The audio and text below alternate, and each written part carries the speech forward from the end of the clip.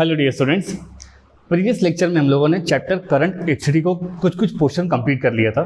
जैसे करंट समझ लिया था, करंट डेंसिटी पढ़ लिया था बच्चों। जो अगले टॉपिक्स आते हैं उसमें सबसे पहले पढ़ना है हमको ड्रिफ्ट और ड्रिफ्ट वेलोसिटी, जिसको आप लोग बच्चे लोग वी लिखते हो, सबस्क्रिप्ट में डी लगाते हो और एक वेक्टर से भी बताया जाता है इसको। और इसी का मैग्नीट्यूड वाला पार्ट होता है, उसे कहते हैं ड्रिफ्ट स्पीड। तो before diving into the topic that is drift and drift velocity, पहले ये समझते हैं कि किसी कंडक्टर के ऊपर इलेक्ट्रॉन्स और पॉजिटिव आयंस किस फॉर्मेट में काम करते हैं। तो आओ देखो, अज्यूम कर लेते हैं बच्चों थोड़ी देर के लिए कि ये आपके पास कंडक्टर है। इस कंडक्टर के पास बिलियंस में इलेक्ट्रॉन्स होंगे जो लूजली बाउंड होंगे और रैंडम मोशन करते हैं। So you can draw like this. ये आपके पास बच्चों इलेक्ट्रॉन्स बन गए और मैं इनको ऐसे ऐसे करके रैंडम मोशन करते हुए बता सकता हूँ बच्चों। तो यू कैन राइट, इससे पॉइंट्स आप बना लेना। जो फर्स्ट पॉइंट मैं यहाँ लिख रहा हूँ लूजली बाउंड, ठीक है। लूजली बाउंड क्या होंगे? इलेक्ट्रॉन्स, जिनको आसान शब्दों में अपन फ्री इलेक्ट्रॉन्स बोलते हैं बच्चों, ठीक है। लूजली बाउंड होंगे, बहुत सारे होंगे और रैंडम मोशन कर रहे होंगे। फिर इसका जो काउंटर पार्ट्स होंगे वो मेरे पास क्या होंगे बच्चों? लैटिस होगा।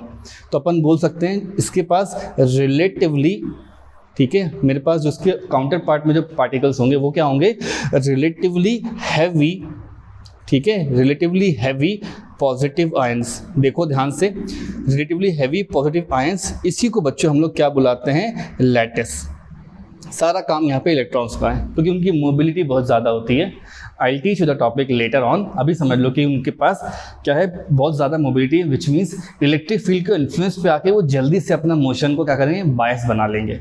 और ड्रिफ्ट का मतलब ही होता है द मोशन ऑफ इलेक्ट्रॉन्स, ठीक है। मैं लिखता हूँ यहाँ पे the motion of electrons under the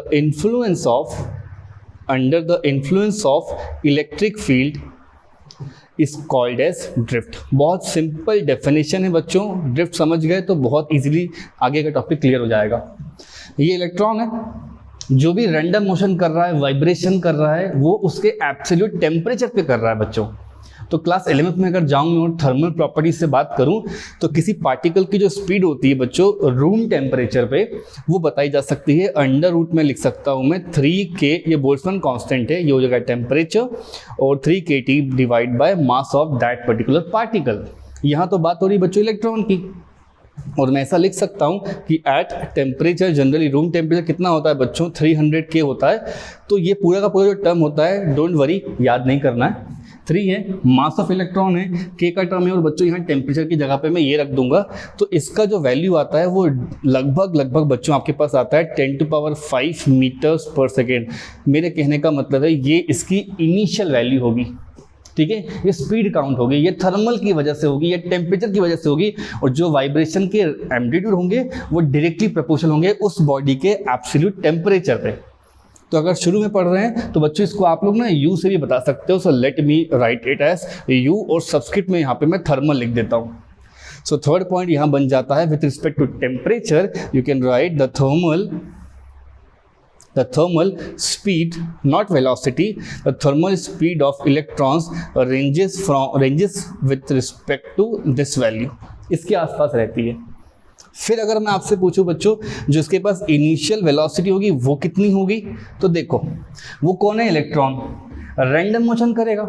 तो जितने इलेक्ट्रॉन्स किसी क्रॉस सेक्शन को अगर लेफ्ट साइड पे क्रॉस कर रहे होंगे, उतने इलेक्ट्रॉन बच्चों इस तरफ भी जा रहे होंगे, विच मीन्स नेट डिस्प्लेसमेंट वहाँ पे हम लोग ऑटोमेटिकली 0 अज्यूम कर लेंगे। और उससे अपन कह सकते हैं कि जो इनिशियल वेलोसिटी होगी, आई can write here initial velocity of electron, ठीक है बच्चे लोग, ये हो जाएगी आपकी लगभग 0।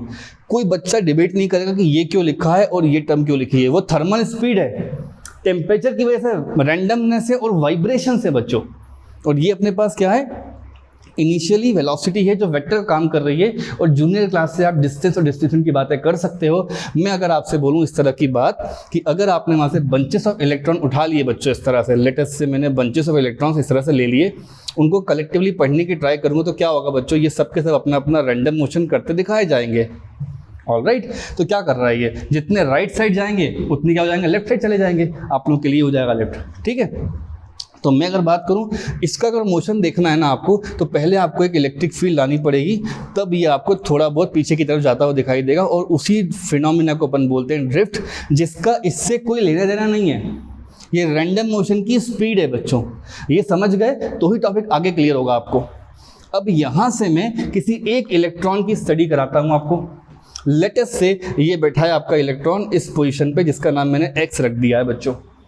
रैंडम मोशन का ये मतलब होता है ये गया, इधर गया और ऐसे आ गया। ये देखो, अब अगर बच्चों आप कोई इलेक्ट्रिक फील्ड प्रेजेंट कर देते हो यहाँ पे, तो ये क्या करेगा, ये एकदम से सुधर नहीं जाएगा, सीधा ये स्ट्रेट लाइन में यहाँ पे नहीं लेके आ जाएगा। ये अपना रैंडम मोशन देगा और साथ ही साथ इलेक्ट्रिक फील्ड के इन्फ्लुएंस में आके ड्रैग करना शुरू करेगा, और मैं कहूँगी अनबायस मोशन करेगा। पहले क्या था, जितने इस तरफ आ रहे थे उतने ही उस तरफ जा रहे थे बच्चों। अब क्या होगा, the number of electrons drifting opposite to the electric field will be relatively greater, और उस तरफ जाने वाले इलेक्ट्रॉन्स क्या होंगे, थोड़े कम हो जाएंगे। मैं इसको अलग पेन से बना के दिखाता हूँ आपको। बच्चों इलेक्ट्रॉन अब ना एक ड्रैग मोशन दे के जाएगा इस तरह से, और ये यहाँ ड्रैग कर गया। तो बच्चों अगर पहले आपके पास, लेट मी ड्रॉ इट, पहले ये y पे आ रहा था, तो अब ये y डैश पे आ जाएगा, और इसी को कहते हैं हम लोग ड्रिफ्ट। इलेक्ट्रॉन के पास बच्चों चार्ज भी माना जाएगा और मास भी माना जाएगा। इन दोनों से मुझे भी बात करनी है। तो अगर अपन इसको थोड़ा और ऑब्जर्व करते हैं, तो यहाँ से यहाँ तक, ठीक है, एक टाइम लगेगा उसको, जिस टाइम का नाम हो जाता है tau. It is called as the total time, or you can write the average time taken, total time taken for two consecutive collisions, ठीक है, टू कंसेक्यूटिव कोलिजन। हम ये बात जानते हैं कि इलेक्ट्रॉन रैंडम मोशन करेगा और किसी न किसी जाके कोलिजन ज़रूर बनाएगा बच्चों। तो यहाँ पे एक इलेक्ट्रॉन है, ये कोलिजन के टाइम की बात बताई जा रही है, एक्सट्रीमली माइक्रोस्कोपिक लेवल पढ़ाया जा रहा है आपको। तभी हम बच्चों कई सारे अप्रॉक्सीमेशंस करेंगे अभी। तो मैंने बताया आपको, टाउ का टर्म बता दिया, रैंडम मोशन बता दिया, टेम्परेचर से ये चल रहा होता है तो ये वैल्यू होगी, और इनिशियल वैल्यू अपन क्या बोलेंगे, 0। यहीं से अगर मैं आपको दो पार्ट में इसको सॉल्व करके दूं बच्चों, तो एक नेट फोर्स पड़ेगा, नेट फोर्स ऑन इलेक्ट्रॉन्स। आप मुझे बताइए, अगर कहीं पे इलेक्ट्रिक फील्ड आ जाती है और मेरे चार्ज वहाँ पे रख दूं, तो क्या होगा, लिख सकते हो, electron will drift opposite to electric field, that's all. ये इलेक्ट्रोस्टैट की कहानी है बच्चों। वहाँ से अगर लिखते हो कि नेट फोर्स कितना होता है, तो बोलोगे मास इनटू एक्सेलरेशन, और इलेक्ट्रोस्टैट वाले सर कहेंगे Q टाइम्स ऑफ E, जिसको ऐसा लिख सकते हो, mass into acceleration of electrons और इलेक्ट्रिक फील्ड। ये हो जाएगा माइनस ऑफ E, और यहाँ पे हो जाएगा इलेक्ट्रिक फील्ड। चाहो तो बच्चों वेक्टर लगा सकते हो, कोई बड़ी चीज़ नहीं है। यहाँ से बताओ मुझे कितना आ रहा है एक्सेलरेशन, ये हो जाएगा नेगेटिव ऑफ E और बड़ा E डिवाइड बाय M। दोनों के सर पे यहाँ पे वेक्टर लगा दो और आपकी कहानी सॉल्व। क्या दिक्कत है वहाँ पे, कोई नहीं। एक्सेलरेशन होता है E/m, कई भी न्यूमेरिकल लगाए होंगे तो आपको वो पता भी होगा, डायरेक्टली भी लिख सकते थे, कोई दिक्कत नहीं है। अब बच्चों मुझे सिर्फ और सिर्फ इंटरेस्ट है यहाँ पर, जो इलेक्ट्रॉन की इस पॉइंट पे ड्रिफ्ट की जो स्पीड बन जाएगी, डायरेक्शन के साथ बोलूँगा तो ड्रिफ्ट का वेलोसिटी क्या हो जाएगा। यहाँ पे इसको बोल सकते हो कि सर ये ड्रिफ्ट करता हुआ पाया जाएगा, जो हर किसी ये सब चीज़ें नहीं हैं। वहाँ आप मोशन चैप्टर पढ़ सकते हो, और फर्स्ट इक्वेशन बोलो क्या कहती है, v बराबर u प्लस AT होता। अब मैं कहूँगा इस इक्वेशन को इस पूरे टॉपिक पे देख के लिखो, तो ये हो जाएगा प्यारे बच्चों ड्रिफ्ट, ये हो जाएगा वेक्टर के साथ, यहाँ वेक्टर लग जाएगा, प्लस करके एक्सेलरेशन भी हो जाएगा, और ये हो जाएगा बच्चों टाउ। देखो मैं क्या कर रहा हूँ, क्यों भाई, टाइम है तो टाइम हो जाएगा सीधा सीधा, देखो टाइम हो जाएगा तुम्हारा सीधा टाउ के टर्म में आ जाएगा। सॉल्व कर लेते हैं, ये तो 0 हो जाएगा, तो ड्रिफ्ट का आपका आंसर मिल गया बच्चों। ये होता है नेगेटिव ऑफ छोटा e बड़ा E divide by m times of tau. अगर यहाँ वेक्टर लगाओगे तो यहाँ लगाना बहुत ज़रूरी है। और अगर कोई बोलता है आपसे कि ड्रिफ्ट स्पीड क्या होगी, तो डोंट वरी अबाउट इट, मैं लिख कर दे रहा हूँ। This is a magnitude term and I do not require the negative signs. So what I will be doing, मैं यहाँ पे VD लिख दूंगा, ये हो जाएगा नेगेटिव ऑफ E बड़ा E बाय M, और ये हो जाएगा टाउ। चाहो तो इसको मत लिखो, ये अपना आंसर है।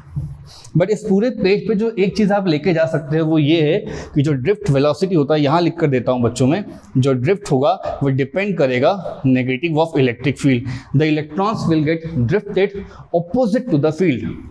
अगर इलेक्ट्रिक फील्ड ये डायरेक्शन में जा रही है तो इलेक्ट्रॉन बच्चों इधर ड्रिफ्ट करेगा।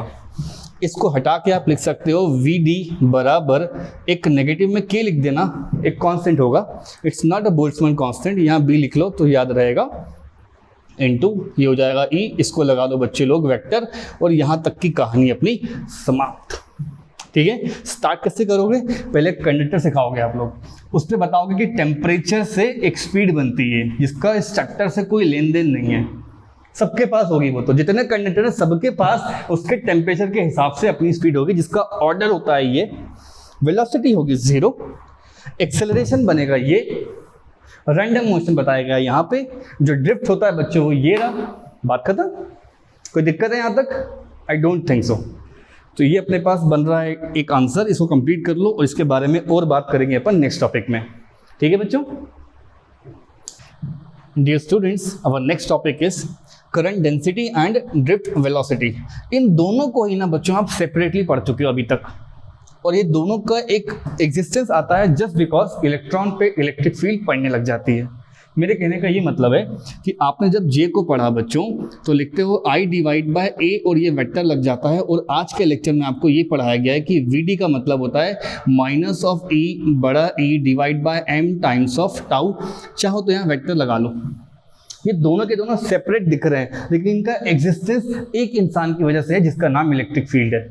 वो होगा पोटेंशियल डिफरेंस की वजह से, और इलेक्ट्रिक फील्ड आएगा तो करंट एरिया पे मिल जाएगा, और ये सारी बातें हो जाएंगी बच्चों।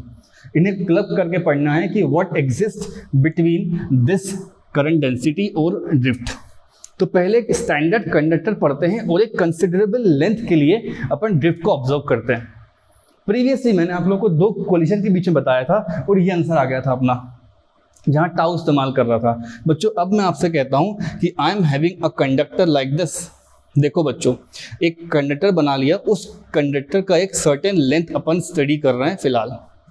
ठीक, इस कंडक्टर के दोनों एंड्स पे मैंने पोटेंशियल डिफरेंस दिया है, तो क्या हो जाएगा, इलेक्ट्रिक फील्ड मिल जाएगा। किसी क्रॉस सेक्शन पे अगर पढ़ के देखोगे तो क्या हो जाएगा बच्चों, हर इलेक्ट्रॉन का जो कंसीडर्ड मोशन माना जाएगा वो ड्रिफ्ट माना जाएगा, और इस डायरेक्शन में आपको जे मिल जाएगा। तो ये दोनों के दोनों आपको बच्चों इलेक्ट्रिक फील्ड पे मिल रहे हैं। जे क्यों आया, वहाँ पे कुछ करंट जाएगा, let me draw it with another pen. इस डायरेक्शन बच्चे लोग आपके पास करंट होगा, कुछ एरिया होगा, तो आपको जे बच्चों वहाँ दिखाई दे रहा है। अब इस पूरे डायग्राम में मेरे पास जे है, करंट है, इलेक्ट्रिक फील्ड है और ड्रिफ्ट है, और यहाँ पे मेरे पास बच्चों लेंथ का टर्म भी एक दे रखा है इसने।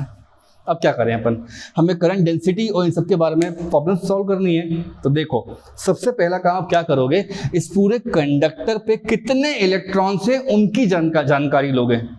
और अगर मैं इलेक्ट्रोस्टैट में जाकर पूछूं तो क्या हो जाएगा, in electrostatics one very famous formula for quantization of charges, कि कहीं पर अगर टोटल चार्ज पता करने हो तो हो जाता है बच्चों plus minus n times of E। Debate मत करना, ये वाला n इलेक्ट्रोस्टैटिक्स से लिखा है तो ये हो जाएगा आपका नंबर ऑफ इलेक्ट्रॉन्स, और आई can write number of charges. लेकिन ये पूरा जो कंडक्टर है ये तो बच्चों कितने भी लेंथ का हो सकता है। देखो यहाँ से इस कंडीशन में अगर चार्जेस आपके चल रहे होंगे तो एक सर्टेन लेंथ के बारे में आपको नंबर ऑफ इलेक्ट्रॉन्स फाइंड करने होंगे, एंड इन दैट सिनारियो आपके पास जो क्वांटिटी आती है बच्चों वो स्मॉल वाली n निकल के आती है, छोटा वाला n। इसका मतलब होता है number of electrons existing in a volume. Cylinder का अगर वॉल्यूम लिखना है किसी बच्चे को तो वो हो जाएगा n divide by area into length. देखो सिंपल हो गया ये। तो यहाँ पर छोटा वाला n है वो है बच्चों नंबर ऑफ इलेक्ट्रॉन्स उस पूरे वॉल्यूमेट्रिक रीजन में कितने हैं। इसको इससे कोई भी बच्चा कंपेयर नहीं करेगा। इसको मैं बॉक्स बना देता हूँ, और ये चीज़ यहाँ पर नहीं लेनी है, ये रॉन्ग हो जाएगा बच्चों। मैं देखता हूँ बच्चों को डिबेट करते फिरते हैं कि सर स्मॉल n है, यहाँ पर कैपिटल है। नहीं, इलेक्ट्रोस्टैटिक्स अलग n कहलाता है और हमारे करंट चैप्टर में ये n का मतलब अलग हो जाएगा। It means there are, suppose किसी क्लासरूम में 60-70 बच्चे हैं, तो 60 स्टूडेंट्स इन अ क्लासरूम और in a volume occupied, so I can write number divide by volume. और now I need this number, what I need that number, so I can write here total number of electrons और charges, total charges, और ये जो drift कर रहे हैं बच्चों, total charges drifting है ना, ऑन अ लेंथ, जितने चार्ज अपने लेंथ पे ड्रिफ्ट कर गए। मतलब ये एक इलेक्ट्रॉन अपनी जर्नी करता करता यहाँ से यहाँ तक निकल गया। जो स्पीड थी उसके पास बच्चों वो वीडी था, जो लेंथ था वो ये था, और जो टाइम उसने लिया वो हो जाएगा डेल्टा टी। बात होगी इन सब पे अभी, बट सबसे इंपॉर्टेंट बात है कि इलेक्ट्रोस्टैटिक्स का देख करके जल्दबाजी में यहाँ पे n टाइम्स ऑफ ई करके सर से झगड़ा मत करने लग जाना। यहाँ पर क्या आएगा वो बताता हूँ आपको। ऑब्वियसली चार्जेस होंगे तो क्या हो जाएगा, number of charge into electrons, charge into one into charge on one electron होगा। मतलब यहाँ पे ये n का टर्म आएगा और e ये आपको किसी बुक में लिखा नहीं मिलेगा, आपको डायरेक्ट ये लिखना है। n की वैल्यू क्या हो जाएगी बच्चों, छोटा वाला n into area into length, ये हो जाएगा n into area into length into one charge, और ये नेगेटिव हो गया। बात समझ लो क्या बोल रहा हूँ मैं। तो ये अगर इक्वेशन अपने को क्लियर है तभी अपन आगे बढ़ सकते हैं। This is the number density, हाँ I can write that thing, small n equals to the number, ये क्या हो जाएगा बच्चों, नंबर डेंसिटी और the number of electrons per unit volume. अब मत डाउट करना बच्चों आप लोग, I am again and again repeating the same thing. Small n का मतलब इलेक्ट्रोस्टैट का n नहीं है, उसका मतलब है number of electrons per unit volume, and that is why I have written delta Q equals to this much value. Negative sign बस electron को बता रहा है, अल्टीमेटली आपको क्या लिखना है, delta Q equals to n हो जाएगा, e हो जाएगा, a हो जाएगा। बात करते हैं इस l पे। इलेक्ट्रॉन बच्चों इतने ज़्यादा बार कोलिजन करता है और जो ड्रिफ्ट वेलोसिटी होती है उसका जो ऑर्डर होगा वो 10⁻⁴ मीटर पर सेकेंड होगा। तो इसमें एक जनरलाइज एक्सेलरेशन नहीं माना जाएगा, हम यही मान लेंगे कि ये कांस्टेंट स्पीड से ड्रिफ्ट करता करता आगे आगे जा रहा है, जो बहुत ही कम होती है। देखो कितनी कम है। इन दैट सिनारियो अगर आपसे कोई भी टीचर पूछता है कि लेंथ क्या होगी या मोशन चैप्टर 11th क्लास में डिस्टेंस का टर्म क्या होता है, तो क्या बोलते हैं बच्चों अपन लोग, लेंथ का मतलब होता है स्पीड इनटू टाइम। क्या करते हैं, स्पीड इनटू टाइम करते हैं। तो वहीं पे L कितना हो जाएगा बच्चों, VD इंटू डेल्टा टी। इस बारे में डिबेट करने वाली बात ही नहीं है भाई, L बराबर डायरेक्ट भी लिख दोगे VD इंटू डेल्टा टी तो सब समझ जाएंगे। आगे आप लोगों का आंसर फटाफट देखते जाओ। ये हो गया डेल्टा क्यू, मैंने लिखा है NEA, और L का टर्म था बच्चों, मुझे लिखना था वहाँ पे VD इंटू डेल्टा टी, और वही चीज़ मैं यहाँ लिख रहा हूँ VD इंटू डेल्टा टी। ये नेगेटिव कहाँ गया, इलेक्ट्रॉन की पोलैरिटी बता रहा था तो उसके लिए वहाँ पे लाया मैंने। और अब मैं चार्ज को एज अ मैग्नीट्यूड काउंट कर रहा हूँ, तो NEA VD जितना है यहाँ पे सब लिख दिया मैंने। आपको बच्चों करंट चाहिए तो आ गया तुम्हारा आंसर। करंट कितना होता है, delta Q by delta T. तो इस इंसान को यहाँ बुला लो, तो ये बहुत ही फेमस बात है, NEA VD, दैट्स ऑल। अब क्या करेंगे, करंट डेंसिटी पूछेंगे तो क्या हो जाएगा, ये देखो यहाँ पे A दिख रहा है और उसका मतलब होता है I/A। तो इस A को बच्चों अब यहाँ बुला लो, तो ये हो जाएगा N into E into VD। तो अल्टीमेटली क्या मिल रहा है, अगर टीचर ने क्या लगाया बच्चों, वेक्टर साइन लगाया है, तो हो जाएगा N into A into VD के ऊपर वेक्टर। ये गड़बड़ है, वहाँ पे चेक करो। करंट डेंसिटी राइट साइड जा रहा है और ड्रिफ्ट कहाँ आ रहा है बच्चों, पीछे आ रहा है। तो जब वेक्टर्स में लिखूंगा ना मैं, तो मुझे माइनस लिखना ही पड़ेगा और तब ये जाकर सही माना जाएगा। और जनरल प्रॉब्लम सॉल्विंग के लिए J का मतलब होता है NEVD। फिर से रिपीट कर दूं, ये जो N है यही कल्प्रिट है इस पूरे डायग्राम, पूरे डेरिवेशन का। वो N इलेक्ट्रोस्टैट का N नहीं है, वो नंबर डेंसिटी है, नंबर ऑफ इलेक्ट्रॉन डेंसिटी है। तो number of electron density, number of electrons per unit volume. तो टोटल चार्ज मैंने यहाँ पे लिख दिया है। अगर कोई बच्चा कोई डेरिवेशन भूल जाता है पेपर में, तो क्या करना है उसको, डेल्टा क्यू लिखेगा वो, और जितने चीज़ें यहाँ पे मैंने मेंशन करी हैं वो सब लाइन से लिख दो। हालांकि इतना सोचो मत, ये गड़बड़ बता रहा हूँ मैं आप लोगों को। NEA VD और डेल्टा टी होगा, ठीक है।